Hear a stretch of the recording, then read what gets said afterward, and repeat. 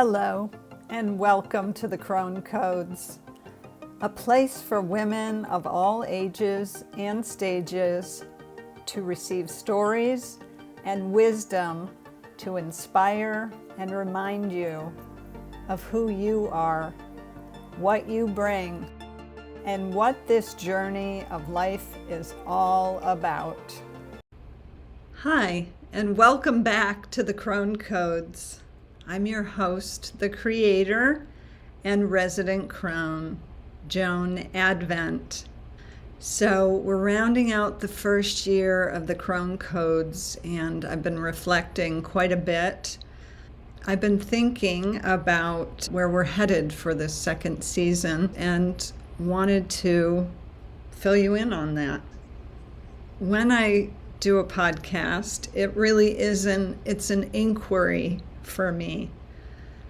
Initially, I had a podcast called Trust Your Sacred Feminine Flow. And frankly, that was an inquiry for me around women, money, and empowerment. That was kind of the guiding arc of what that inquiry was about. And those episodes are still available wherever you get your podcasts. But now we're in the season of the Crone Codes. I'm in the season of the Crone Codes. And for me, this inquiry has been so much about what it means to be an embodied wise woman, to be an embodied wisdom keeper and elder as we age.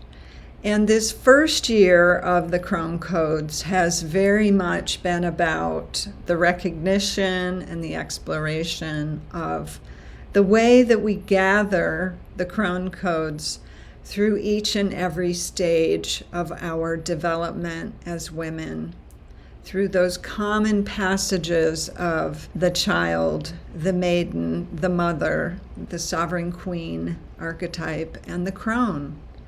And the way that our experiences offer us the capacity to gather codes so that by the time we reach cronehood, elderhood, we have a body of wisdom that we carry with us. We're capable of moving through this very conventional world in inspired and unconventional ways. So as we're moving into season 2, my inquiry that I am exploring is looking at 2 foundational elements of what the process is and what the primary tool is, or one of the primary tools are. So I want to talk to you today about another lens of how I'm looking at how we gather our Crone Codes and what the primary tool for that is. So I want to introduce an idea I learned about from an Irish former priest named Sean O'Lear, who is a teacher on all things spiritual development. And he introduced the concept of creating a personal cosmology. And that really struck me and hit me between the eyes, so to speak. And if you're not familiar with the term cosmology, it is this understanding. If you Google it, it talks about the scientific understanding of like the big picture, the whole thing. The cosmos, the universe, our place in all of that, and that is what cosmology is defined as. Sean O'Lear talks about a personal cosmology that answers the questions: who is God? Who am I? Who is my neighbor? And what is my mission? So, as I would understand it, it's that sense of who is our creator? Who am I? Where do I fit in relationship to everyone else, and what am I meant to be doing here? What's my purpose, my mission? And for me, the way I look at a personal cosmology, it is another form of a map, creating a map. And it is a map of everything. It's a map of how it all fits together in your world. Again, it's personal, so it is unique to you. And my sense is that we come into this life with people who are handing us or attempting to share with us their cosmologies, consciously or unconsciously. And of course, a cosmology is that sense of what is my understanding of how it all works? Where do I fit? What is this all about? What is this trip here to planet Earth all about? What are the larger forces that are at play or not at play? So all of those pieces. And the other piece Sean O'Leary talks about is he says that your personal cosmology really needs to explain or be able to hold anything that you have experienced in your life, like to make sense of it. And my sense is that here we are in this world, in this culture, most of us are in the Western culture, where there are very prescribed ideas of like what success looks like. And when I say success, I'm talking about like what's the point? Like what's the point of living a life? What's the point of being here? And by and large, that's a very prescribed idea of what that means, like how to win at the game of life. And for most of us to meet those standards that are prescribed for success in this culture comes at a very high price. My friend and mentor and former guest, Marion Rose, speaks about the disconnected domination culture, which is, in essence, through her lens, it is a consciousness that is infusing the overarching culture here on planet Earth. And it is disconnecting us both from ourselves, each other, the earth, and then this domination paradigm of power over, hierarchy, power over. Many would label this as patriarchy, and I believe that disconnection, domination culture really articulates in a more clear way what is going on. So, all that to say that creating our own cosmology is a way to remove ourselves from the conventional culture, the prevailing culture, and to carve out through our own truth, essence, knowing, gained wisdom and experience, gained Crone Codes, to create our sense of how reality works. What's my point here? Creator, not creator, so faith in what? What does that look like? What does that look like for you? And all of that grows, changes, and shifts over time. So as we're moving through the arc of our lives, as children, as maidens, stepping into motherhood, whether it's through parenting children, which is, there's often a big time of beginning to shift our cosmology during that time as you're preparing to welcome new souls into the world, and what is it that you want to pass on to them. And then as we step into what some might call the sovereign queen years, and then ultimately eldership or cronehood. So why is it important to articulate this sense of a personal cosmology? There's a few reasons that I see. One, is it does provide us a map or a lens to both understand our place in the whole, to understand, get an understanding of our purpose, the meaning of it all, to start to orient to the resources and supports both internally and externally. Like, how does it all work? What is this all about?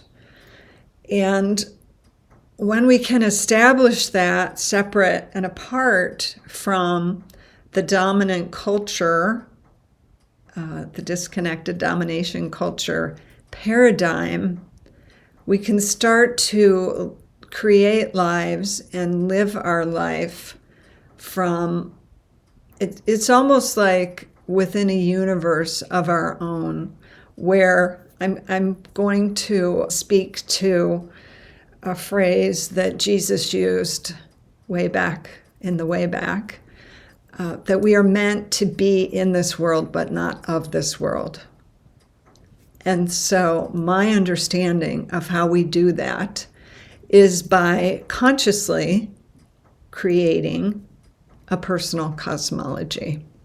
And you may have been doing some version of that without necessarily calling it that. I'm just giving it a name that feels informative and useful to me.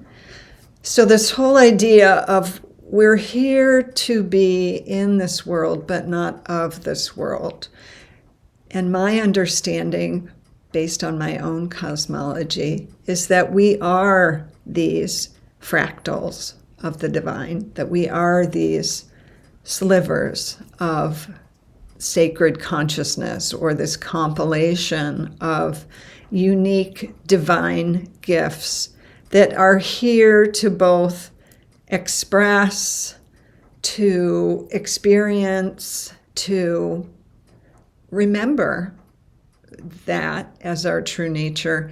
And I would say to also, it does seem that part of the game of life, so to speak, through my lens, again, my cosmology, is this sense of like we all are here with a riddle or riddles that we are working to solve, that our life experiences and the ways that we grow and change bring us the answers to these riddles that our souls said, I'm going to wrestle with this when I come into this life. And that might look like the challenges you're experiencing in your life. It might look like the things that you want to believe, but you just can't reconcile it with how the world seems to be working right now.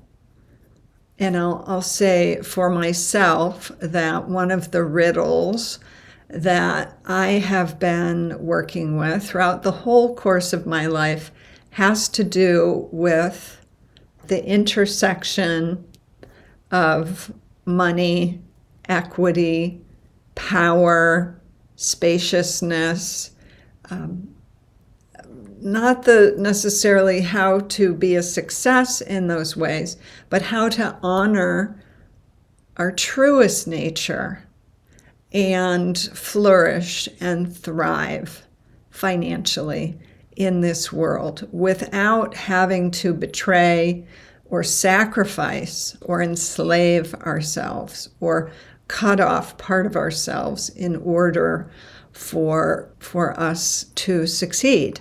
And so that has been, as I said, one of the riddles that I am here working with and working on, and also have wisdom to share about because of all that inquiry. So the other piece I want to say about having a personal cosmology is it's not just a mental understanding.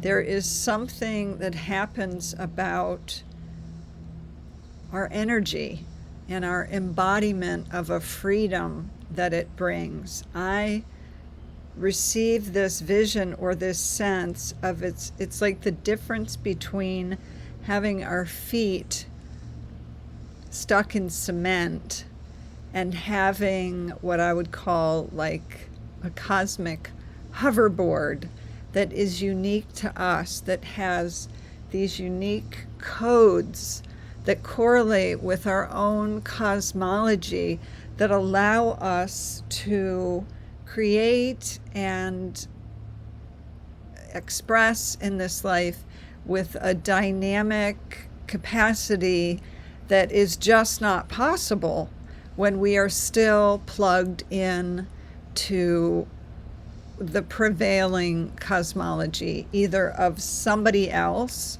whether that's familial, religious, cultural, ancestral, or even systemic like corporate or school culture.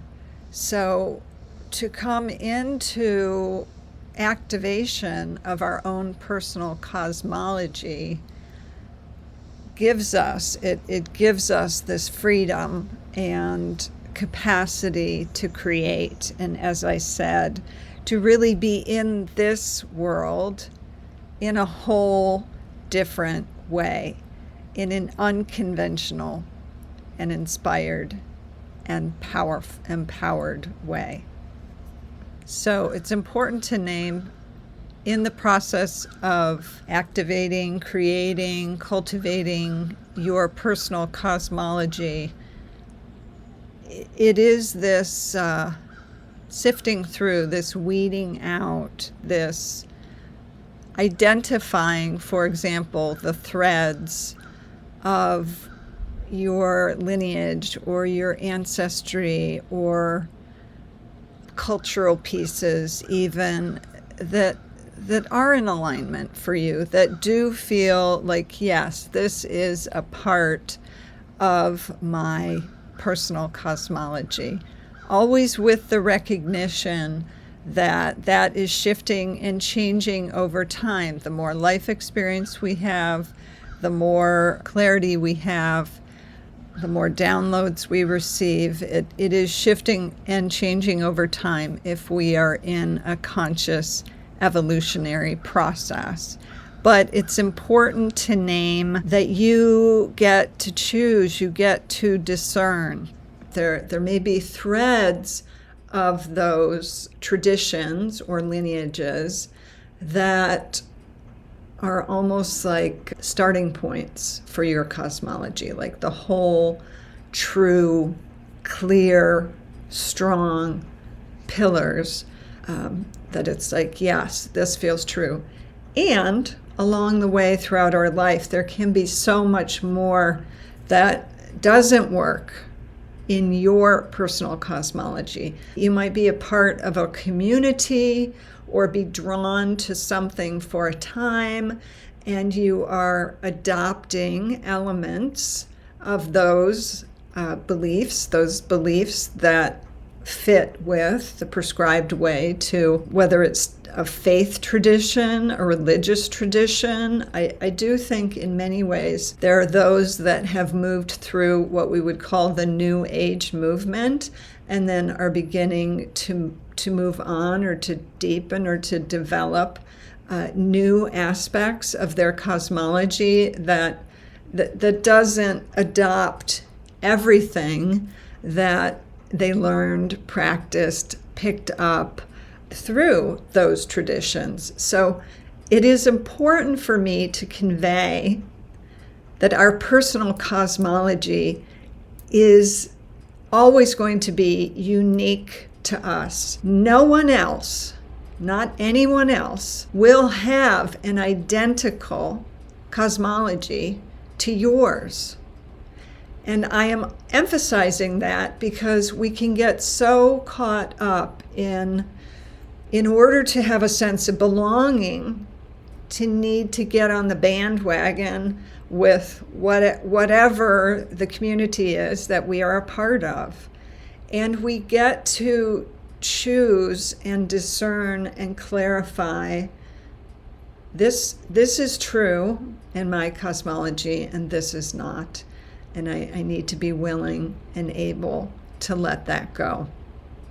What's the other piece? There's another piece Really, I think it is that individuation piece, this sense of individuation. So whether it's family members, partners, ancestral beliefs, cultural beliefs, systemic beliefs, whether it's, related to schooling and academics or business success. There are so many dimensions, so many aspects of life that can, because it is our nitty-gritty personal life experiences that start to inform what our cosmology is. Like, what do we believe about this? What do I believe is true about God, spiritual forces, the unseen forces? What do I believe about that? What do you believe about that? What do you have faith in? What do you question? What do you believe is required of you in order to succeed in life, etc.? What do you believe is true about where you fit in the whole of things? Like, what are those pieces that you believe, whether it's consciously or unconsciously? So getting a sense of that, and then knowing that you always have permission for that to shift and change as you grow, as you evolve, as you mature. It's like the beliefs of a 5-year-old in how the world works. Although there are some 5-year-olds that are quite plugged in and have a greater, wiser sense than most adults. But by and large, those immature or undeveloped parts of ourselves are going to have a different sense of cosmology versus a teenager or an adult or an elder. And I really bring this up in part, I know I'm belaboring this point, but I'm not going to say that. I'm emphasizing this point. I am really working on this point because there is so much conflict and divisiveness that occurs in relationship to beliefs and what I would say are the underlying cosmologies that people are acting from or operating from, because ultimately it is like a foundation that we create for ourselves that informs for us what are, I would say, aligned or right, correct actions for us to take in our lives. But there is so much divisiveness, and as someone who grew up in a very dogmatic, both home and faith, and there is one way, one prescribed way, which really creates the duality of right and wrong. And when we are, I'm going to say, spinning our wheels in either needing to feel like we are right, having to defend that we are right, or hold off others' kind of external influence of what is right, there's so much wasted energy in that. There is so much vitality, and there are people that just get stalled out in that state that keeps us from recognizing, like, this is my cosmology, this is what's true in the universe that I inhabit. This is what's true. As Ke'oni Hanalei, who is a Hawaiian indigenous teacher and cultural ambassador, teaches, which I really love this concept, like, we are all here sharing notes. That's all we're doing. We're just sharing notes. There is no authority beyond our own inner authority. Like, there is no one that is the boss of us, so to speak. We can admire and appreciate and learn from others' notes, from their experience, but it's ultimately ours to clarify and decide what is the truth for us in our universe. And we hold that with some lightness of being, knowing that we're not going to have to prove it to anybody else. We're not going to have to prove it. And so, to whatever extent we can move through our lives from that foundation, just think of the amount of embodied wisdom that we can gather if we're not having to fight that fight about knowing what's true for us, or how we fit into the whole, or how we can commune with unseen forces, or what I would call life, or in the Eastern tradition they call the Tao. So anyway, I want to come back to the final piece related to this, which is the key tool, as I see it, in order for us to create this personal cosmology, is cultivating, strengthening, reawakening, reacquainting ourselves with our inner guidance system. Some might call that our intuition, which is certainly a component of that. Some might call it our embodied inner wisdom. What I would say is this guidance system is our channel. It is our capacity to both go within and know and understand and experience what is the truth for me in regard to any outer circumstances, as well as like what is the next step for me to take, having the understanding of that. And again, going back to Ke'oni's teachings from the tradition of the Hawaiian indigenous elders, and he teaches about our inner feminine and our inner masculine. And these are capacities that we have that I would say, in the way they are articulated in that tradition, are much different than what I have heard in other traditions related to the feminine and the masculine. But in this tradition, the sense is that our inner feminine is an oracle. Our inner feminine is also our leader, to the extent that our inner feminine is that inner guidance system. So I'm borrowing from that and have internalized that into my own cosmology, that the inner feminine is our guide.